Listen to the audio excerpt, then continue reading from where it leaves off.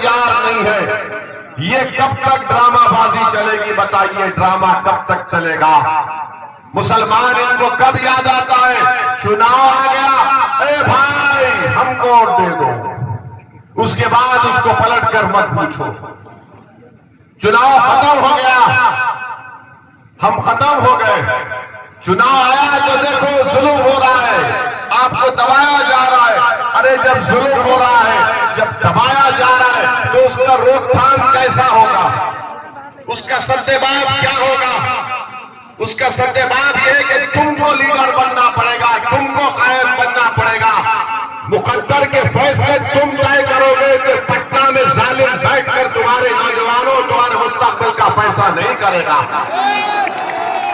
हम सिर्फ यही उम्मीद पर बैठे थे 50-60 साल से, अरे नहीं अच्छे लोग हैं, ये हमारा साथ देंगे, ये हमारी मदद करेंगे।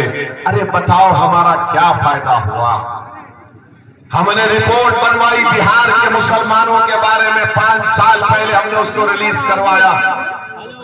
उस रिपोर्ट को पढ़ने के बाद अगर तुम्हारे दिलों में सच्चाई है, जो हम पर उंगली उठाते हैं, हम पर तनकीद करते हैं, बताओ रिपोर्ट पढ़ो, तुमको आईना दिखेगा, तुम्हारी गलतियां नजर आएंगी कि आज तुमने क्या हाल करके रख दिया।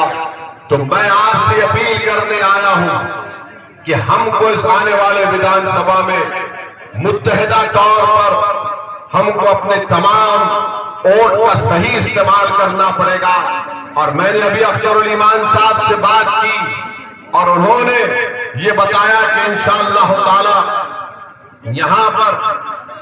यहां पर इंशाअल्लाह ताला मुख्तलिफ विधानसभा में, जाले में, बिस्फी में, क्यूटी में और दरभंगा में मजलिस का उम्मीदवार खड़ा किया जाएगा इंशाअल्लाह ताला। अब आप देखेंगे कि हमारे इस ऐलान के बाद इन तमाम लोगों में पेट में दर्द शुरू हो जाएगा। देखो हमारा बेटा खड़ा है, हमारा भाई खड़ा है। मैं किसी का बेटा नहीं हूं, मैं किसी का भाई नहीं हूं। क्या ये जनता जो यहां खड़ी हुई है, मेरा उनका खून का रिश्ता नहीं है, मगर जो बेटे, ठहरो, जो बेटे और अपने भाई की बात कर रहे हैं, अरे मेरा इस जनता से रिश्ता बहुत खून के रिश्ते से बड़ा है। वो रिश्ते को अल्लाह ने अपने कलमे की बुनियाद पर जोड़ दिया। और तुम आकर बोलोगे ऐसा कर, अरे तुम 2019-20 में मोदी का फोटो लगाकर भीख मांग रहे थे वोट के लिए, और आज तुम सेकुलरिज्म की बात करते हो। कभी अपने गिरबान में झांक कर देखो।